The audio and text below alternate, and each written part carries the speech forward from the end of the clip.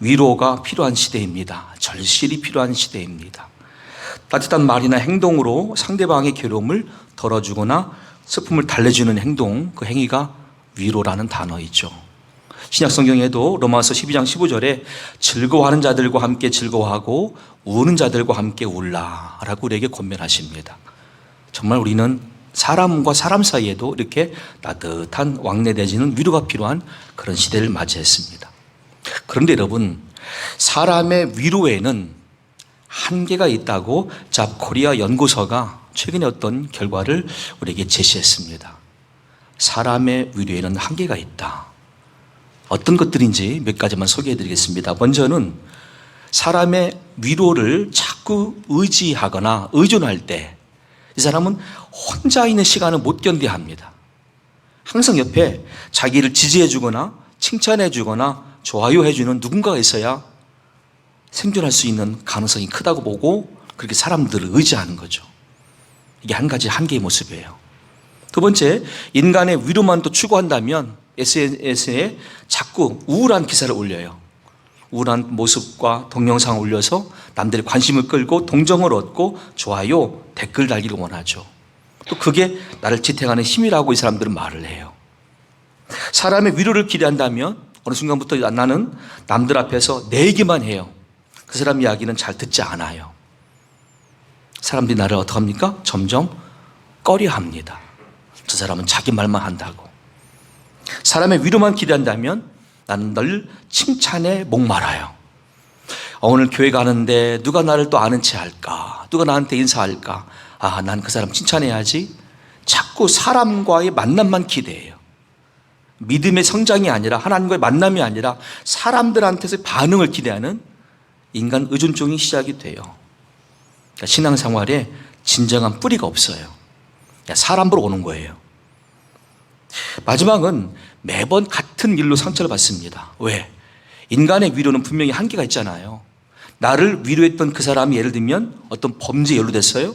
그 사람이 죽었어요. 그러면 그만 나를 향한 위로는 끝나는 거예요. 또 아무 가치가 없는 거예요. 그러다 보니까 상황 개선에 대한 자각보다는 끊임없이 위로만 바라다 내 위로해줬던 사람들이 죽거나 떠나면은 나는 아무것도 얻지 못하고 상심한 상태로 실패하게 돼요. 이게 인간의 위로의 한계라고 잡코리아 연구소가 최근에 이런 결과를 내놓았어요. 물론 사람과 사람 사이의 위로는 필요는 합니다. 그런데 그 필요는 결국 공감대를 얻는 데 그치는 것이고요. 진정한 회복의 역사, 모든 것의 근본 치료는 본 말씀에 하나님의 위로라고 소개하고 있습니다.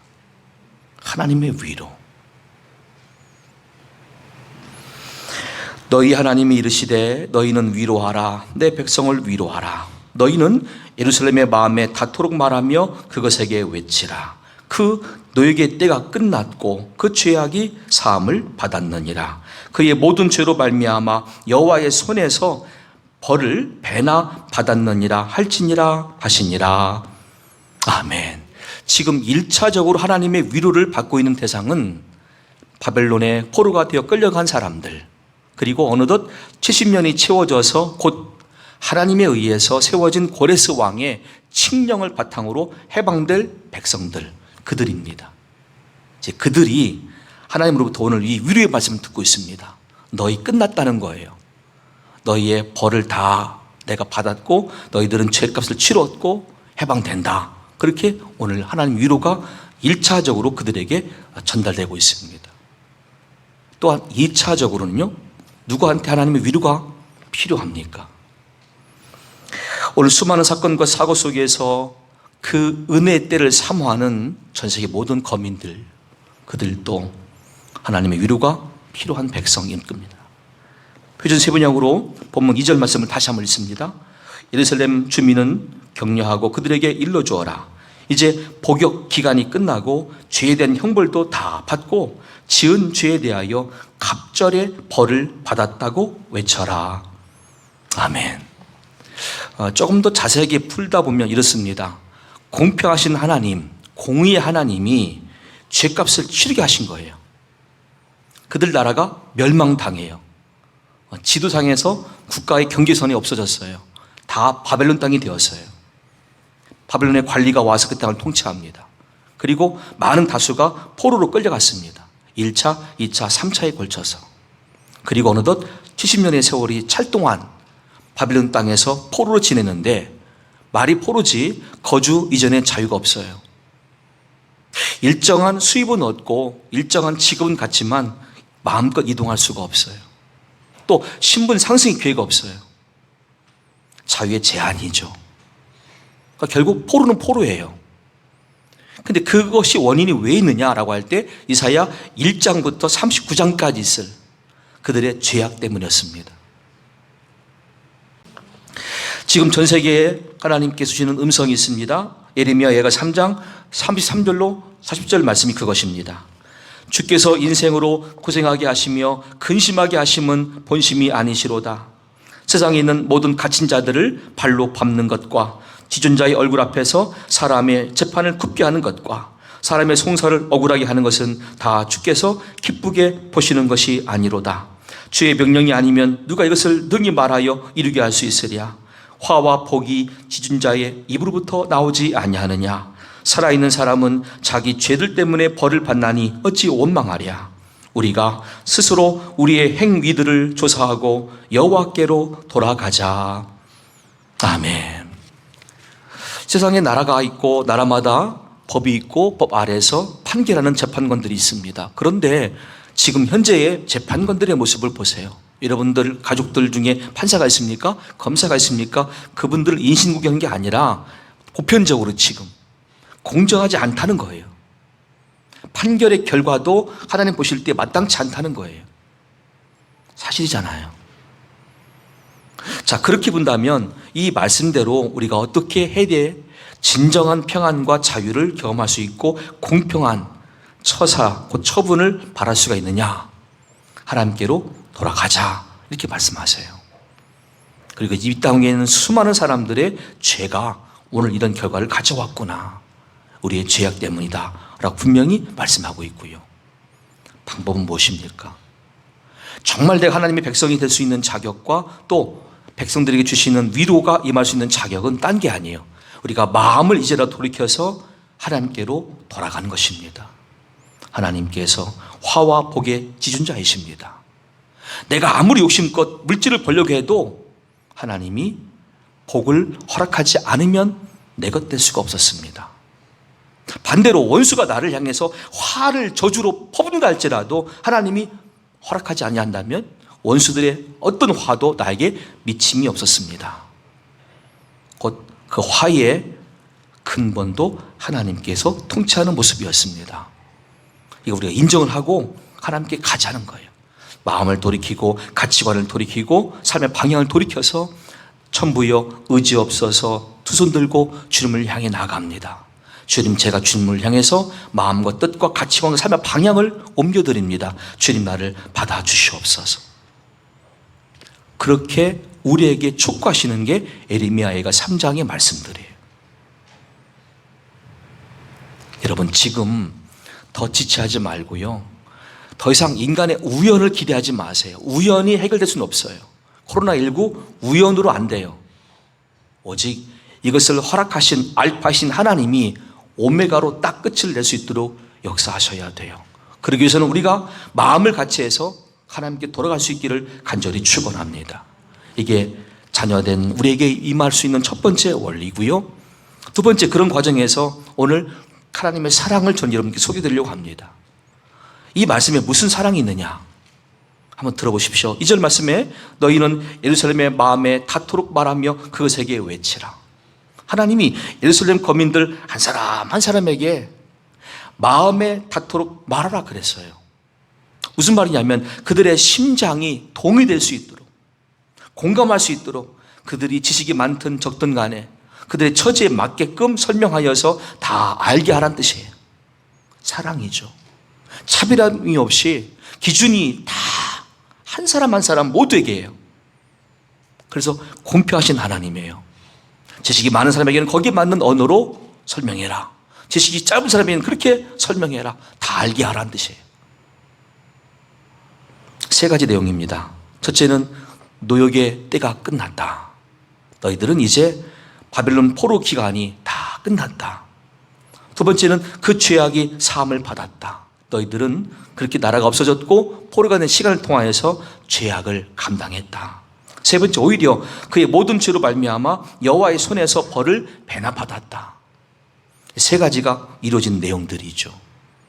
그런데 이렇게 되기까지 그들은 실제 현장에서 고생했어요. 첫째, 나라가 넘어가는 모습을 보았어요. 포로로 잡히는 모습을 보았어요. 또 실제 포로가 되어서 끌려갔어요. 그리고 70년이 채워졌어요. 이제 이 말씀을 들어요. 그들 눈에서 눈물이 날 거예요. 야, 우리가 드디어 우리 몸으로 실제 체험하였구나. 내가 죄값을 치렀구나. 그러니까 이제 돌아가라 하시는구나. 그럼 여기까지는 사랑이 아니에요. 우리는 하나님께서 주시는 이 말씀의 이면의 배경을 배워야 됩니다. 하나님은 근본 이들이 나라가 없어지고 포로가 되는 걸 원하신 분이 아니었어요. 이미 1장부터 39장까지는 그들을 향하여 회개를 촉구하면서 돌아와라. 그런데 끝내 돌아오지 않자 공의 하나님이 허락하신 징계가 바벨론에 의해서 나라가 멸망되고 포로가 되는 과정이었을 뿐이지, 원래 처음부터 하나님은 이스라엘을 싫어한 게 아니었어요. 마음속에는 항상 이스라엘이 있었어요. 이들은 나에 의해서 이름이 주어진 민족, 아브라함을 통해서 허락되어진 민족, 하나님 마음이에요. 한시도 변함이 없었어요. 그 마음 바탕에 이스라엘 백성들은 잘못된 삶을 살았던 것 뿐이지만 하나님은 그들을 변함없이 바라보시면서 말씀 이어가는 것이 이사야 43장 1절 49장 15절입니다. 야곱아, 너를 창조하신 여호와가 이제 말씀하시느니라. 이스라엘아, 너를 조성하신 자가 이제 말씀하시느니라. 너는 두려워 말라. 내가 너를 구속하였고 내가 너를 지명하여 불렀나니 너는 내 것이라. 아멘. 만약에 끝까지 하나님 마음에 심사를 뒤틀리게 했던 대상이었다, 기억하기 싫은 대상이었다, 이렇게 내 것이란 말씀 안 하실 겁니다. 그냥 팽개친 상태에서 무관심해 버릴 겁니다. 근데 그들 향하여 말씀하세요. 너는 그럴지라도 내 것이야. 언제부터요? 알파이시니까 영원 전부터예요. 하나님의 사랑은 그래요. 변함이 없어요. 오늘 그것을 이 배경으로 우리에게 말씀해 주신 거고요. 여인이 어찌 그 젖먹는 자식을 잊겠으며 자기 태에서 난 아들을 긍휼히 여기지 않겠느냐. 그들은 혹시 잊을지라도 나는 너를 잊지 아니할 것이라. 아멘. 최근에 이 말세 지말의 특징 가운데 한 가지가 무엇입니까? 부모가 자기가 태어난 자녀, 낳은 자녀를 버린다는 것이죠. 하나님은 결코 그러지 않겠다 말씀하세요. 늘 품에 안으셨고 우리를 업어주셨고 우리를 달래주셨던 하나님, 항상 그 하나님의 품을 그리워할 수 있는 마음을 우리에게 주신 그 하나님, 그 사랑은 변함이 없었어요. 그 사랑을 예수님 당시에 마태복음 5장 4절 말씀으로 확장시키십니다. 그리고 오늘 본문의 말씀의 뜻을 다시 깨닫게 해주십니다. 그의 모든 죄로 말미암아 여호와의 손에서 벌을 배납받았느니라. 우리가 죄값을 치르고 해방이라는 결과를 얻었으면 마땅히 내가 치를 부분이니까 이렇게 말할 수 있을 거예요. 그런데 그 70년 어간에 죽은 사람들 얼마나 억울하겠어요. 나는 똑같이 끌려왔는데 누구는 해방을 봐요, 누구는 그 전에 죽었어요. 억울하잖아요. 그럼 예수님 방법 무엇이냐면 억울함이 없게 하시겠다는 거예요. 그리고 그 나이에 또 신체 조건에 여러 환경상의 제약에 아무 차별 없이 누구나 이렇게만 하면 너희들에게 하나님의 위로가 임한다고 말씀하신 게 마태복음 5장 4절이에요. 애통하는 자는 복이 있나니 그들이 위로를 받을 것임이요. 아멘. 예수님 말씀할 때 이 애통한다, 그 단어는 본문에 이사야 40장 1절의 그 애통과 같아요. 근데 그 어원을 공부해 보니까 이게 하나님의 위로예요. 하나님의 위로는 나의 죄를 깨닫고 마음을 돌이켜 하나님을 향하는 백성들이 애통해 할 때 주시는 은혜와 열매가 위로구나. 그것을 예수님은 신약시대에 다시 이렇게 말씀하세요. 그러면 너희들은 이 애통이라는 단어를 회개하여서 돌이켜 하나님의 은혜를 과정으로만 이해하지 말고 이제 예수님께서 이 땅에 오셨기 때문에 전 인류에게 다음과 같은 초대의 말씀으로 우리가 해석하라고 말씀하세요. 무슨 말이냐면 예수님의 이 애통한다는 말 그리고 위로라는 단어 이 두 가지는 다음과 같은 은혜를 또 경험하고 있어요. 위로라고 하는 헬라어가 파라칼레오입니다. 뜻은 무엇이냐면 한번 내쳐진 사람들을 다시 부른다는 뜻이에요. 옛날 조정의 왕이 충신이었는데 모함을 당했어요. 억울한 일을 당했어요. 할 수 없이 왕이 먼 섬으로 먼 지역으로 유배를 보냅니다. 저 아무개는 제주도로 유배를 보내라. 근데 어느 시점이 되니까 이게 문제가 다 해결됐어요. 그 사람을 모함한 사람들이 있었습니다. 이게 이렇게 된 것입니다. 다 밝혀졌어요. 그럼 왕의 마음은 그 사람을 한시라도 잊은 게 아니었기 때문에 당장 불러내죠. 저 제주도 유배된 아무개를 불러 올려라. 복직시켜라는 거예요. 원래 자리로. 그게 신약성경 마태복음 5장 4장 예수님 말씀하신 위로의 뜻이에요. 어떤 일로 내쳐진 상태였으나 잊혀진 게 아니에요. 그들을 다시 복직시키는 거예요. 원래 자리로 불러와라. 원래 내 자녀의 신분으로 불러와라. 그 뜻이 신약성경의 위로란 뜻이에요. 누가 하셨습니까? 예수님 말씀하신 거예요. 그런데 구약과의 큰 차이가 있어요. 구약 이사야 시대에는 사람들이 몸소 체험해야 돼요. 그 죄값을 위해서.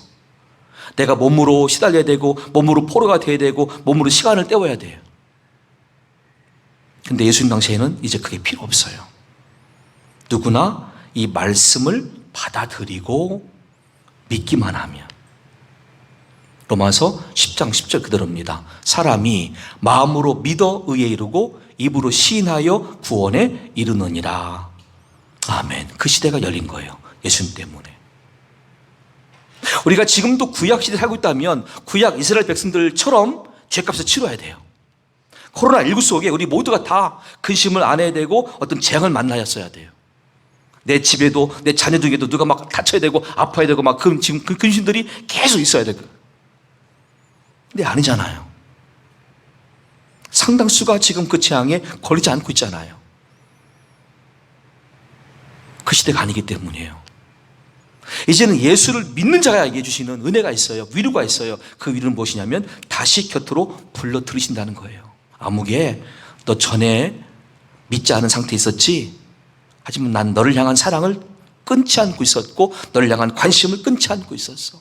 난 너를 놓은 게 아니야. 다시 불러 들이시는 과정이 우리를 향하신 위로라는 단어예요. 구약의 성부 하나님의 방법은 공평하신 방법이었어요. 신약의 아들 예수님 방법은 무조건적인 사랑이에요. 누구나 다 듣고 오라는 거예요. 그러면 너의 자리를 너의 원래의 신분으로 다시 회복시켜 주겠다는 말씀이 위로라는 뜻으로 마태복음 5장 4절이 선포된 거예요. 여기서 우리가 할 일이 무엇입니까? 한 가지예요. 애통하는 자는 복이 있나니예요. 하나님 우리에게 주신 선물 중에 한 가지가 감정입니다. 여러분, 이 어려울 때는 감정을 속이지 마세요. 특별히 내 감정의 방향을 회개에 맞춰보세요. 하나님을 떠난 나의 모습, 말씀을 떠난 나의 모습, 마귀에 져서 스스로 울고 있는 나의 모습 느껴보세요. 그럼 막 화가 나요. 내가 왜 마귀에 졌지? 내가 왜 저 사람한테 졌지? 내가 저런 말들에게 왜 쓰러졌지? 이길 수 있었는데 왜 나는 그때 그 순간을 잘못 판단했고 생각했고 넘어졌을까? 막 속상해. 그런 눈물이 있어요. 이게 진짜 애통함이죠. 그리고 그것은 회개를 불러와요. 그럼 얼마든지 그런 자들에게 하나님은 다시 회복시켜주는, 다시 불러들이시는 위로가 임한다고 말씀하시는 거예요. 사도 바울의 애통함을 보십시오. 로마서 7장 18절, 19절, 22절 이하의 말씀에 바울의 애통함입니다. 내 속 곧 내 육신에 선한 것이 거하지 아니하는 줄을 아노니 원함은 내게 있으나 선을 행하는 것은 없노라. 내가 원하는 바 선은 행하지 아니하고 도리어 원하지 아니하는 바 악을 행하는도다. 바울이 속상합니다. 애통합니다. 왜 그런가 하면은 마음으로는 하나님 뜻을 알아요. 마음으로는 이게 진리의 말씀인 줄 알아요. 근데 육신이 못 따라하는 거예요. 예를 들면 오직 성령의 충만을 받으라, 술 취하지 말라. 제가 지금 도치법 했어요. 그러면 강조잖아요. 강조. 그래, 술 취하지 말아야 돼. 성령 충만해야 돼. 마음은 알아요. 이게 진리인 줄 알아요. 그런데 육신은 오늘도 술 마신 자리에 나가 있어요. 근데 많은 분들은 이것을 애통이 하지 않아요. 이렇게 자위합니다. 에이, 한 잔인데 뭘, 두 잔쯤인데 뭘. 왜 그 말씀인 줄 아십니까? 작은 틈을 마귀에게 보이지 말란 뜻입니다. 그게 원래는. 내가 술 한 잔 정도, 술 두 잔 정도, 근데 그때 그 순간이라도 마귀는 틈타게 돼 있어요. 그거를 위해서 하시는 말씀인데 우린 잘못된 해석을 하는 거죠. 근데 이것을 내가 문제로 인식하고 애통해야 돼요. 바울처럼. 근데 많은 신앙인들은 안 하고 있잖아요. 내 속사람으로는 하나님의 법을 즐거워하되 내 지체 속에서 한 다른 법이 내 마음의 법과 싸워 내 지체 속에 있는 죄의 법으로 나를 사로잡는 것을 보는도다. 오호라, 나는 곤고한 사람이로다. 이 사망의 몸에서 누가 나를 건져내랴. 우리 주 예수 그리스도로 말미암아 하나님께 감사하리로다. 그런즉 내 자신이 마음으로는 하나님의 법을, 육신으로는 죄의 법을 섬기노라. 아멘. 마음으로는 순종을 다짐해요. 육신은 못 따라가요. 마음으로는 기도하고 싶어요. 육신이 못 따라가요. 마음으로는 전도하고 싶어요. 육신이 못 따라가요. 마음으로 봉사하고 싶어요. 욕심이 못 따라가요. 그러면 여러분 어떡하십니까? 누군가를 막 정죄하잖아요. 누구 때문이라고. 그게 아니라 바울처럼 애통이 하는 거예요. 아이고 하나님, 내가 속의 마음은 이런데요, 겉은 못 따라가고 있어요. 난 이게 속상해 죽겠어요 라고 애통할 때 이게 하나님의 위로가 임하는 방법이라는 거예요. 바울은 그 위로를 날마다 경험했어요. 언제까지요? 그는 자기의 목이 잘려 순교당하는 현장까지 그 믿음으로 일관했어요. 마지막 목이 잘리는 순간까지 변절하지 않았어요. 예수님 그리스도이십니다. 마라나타 주 예수여 오시옵소서. 그게 바울의 신앙이에요. 그 마음속에 뭐가 있었습니까? 애통함이 있었어요. 또한 그 애통함 이후에 우리가 하나님의 위로를 공급받을 때 그때 마음의 현상을 고린도서 1장 3절로 6절을 통해서 소개해 주었습니다. 지금 보고 계십니까? 고린도서 1장 3절로 6절. 애통함 이후에 주시는 위로. 다 함께 읽습니다. 찬송하리로다. 그는 우리 주 예수 그리스도의 하나님이시요 자비의 아버지시요 모든 위로의 하나님이시며 우리의 모든 환난 중에서 우리를 위로하사 우리로 하여금 하나님께 받는 위로로서 모든 환난 중에 있는 자들을 능히 위로하게 하시는 이시로다. 그리스도의 고난이 우리에게 넘친 것 같이 우리가 받는 위로도 그리스도로 말미암아 넘치는도다. 우리가 환난 당하는 것도 너희가 위로와 구원을 받게 하려는 것이요 우리가 위로를 받는 것도 너희가 위로를 받게 하려는 것이니 이 위로가 너희 속에 역사하여 우리가 받는 것 같은 고난을 너희도 견디게 하느니라. 아멘. 애통함 이후에 주시는 그 위로가 우리에게 충만히 임하면 현실은 고난입니다. 현실은 아직도 코로나19입니다. 그런데 견디게 된다는 거예요. 그 위로의 힘이 막 나에게 막강하게 임하는데 거기에 엄청난 중간에 통로가 쓰임받는 예수 그리스도가 계셨어요. 다시 말하면 구약적 관점으로는 예수님은 나 대신 죄벌을 다 당하신 거예요. 그렇죠. 희한하죠. 도대체 구약 시대로 말하면 이스라엘은 다 자기 몸으로 떼었어요. 죄값 치렀어요. 몸으로. 근데 우리는 아니 내가 왜? 내가 어떻게 구원받았어? 마음으로 믿어 의에 이르고 입으로 신하에 구원받는다? 너무 간단해요. 너무 쉬워요. 어떻게? 방법이 있었어요. 하나님이 하나님과 근본체이신 아들 예수님을 이 땅에 사람으로 보내셨고 죄 없는 그분이 나를 대신해서, 여러분을 대신해서, 온 인류를 대신해서 그만 우리의 죄의 벌을 다 받으신 거예요. 어디서요? 십자가 위에서. 다만 이 사실을 내가 믿음으로 받아들이고 입술로 고백하다 보면 하나님은 우리들을 똑같은 자격으로 대우하시겠다는 거예요. 너는 내 아들 예수를 믿는 거로 이제부터 하나님의 자녀다라고 불러주시겠다는 뜻이에요. 우리가 얻은 위로, 우리가 얻은 평안, 전부 다 예수님 때문에 가능한 결과였어요. 그래서 오늘 신약시대 사는 우리 모두에게 신앙 고백은 예수 중심이 되는 거예요. 예수 그리스도, 예수님 나의 주님이십니다. 오직 예수가 되는 거예요. 이런 위로를 받는 우리가 이 마지막 때에 어떻게 살아가야 주변의 이웃들에게도 안도감을 주면서 이끌 수가 있겠습니까? 구약성경 미가 6장 6절로 8절 말씀 우리 다 함께 읽고 결론으로 삼겠습니다. 미가 6장 6절로 8절 말씀 함께 읽습니다. 내가 무엇을 가지고 여호와 앞에 나아가며 높으신 하나님께 경배할까? 내가 번제물로 1년 된 송아지를 가지고 그 앞에 나아갈까? 여호와께서 천천의 순양이나 만만의 강물 같은 기름을 기뻐하실까? 내 허물을 위하여 내 맏아들을 내 영혼의 죄로 말미암아 내 몸의 열매를 드릴까?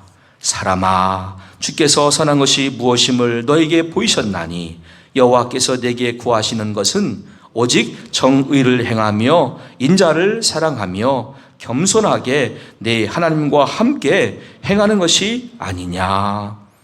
아멘. 우리 이제 예수 믿음으로 이 은혜의 말씀을 우리 마음에 새길 수 있었고 이젠 그렇게 살아갈 수 있는 자격을 얻은 자녀가 되었습니다. 더 미루지 마시고 이번 한 주간부터도 그리스도의 평강, 하나님의 위로를 마음에 담고 삶에서 이렇게 살아가시는 저도 여러분도 다 될 수 있기를 예수님의 이름으로 간절히 축원합니다.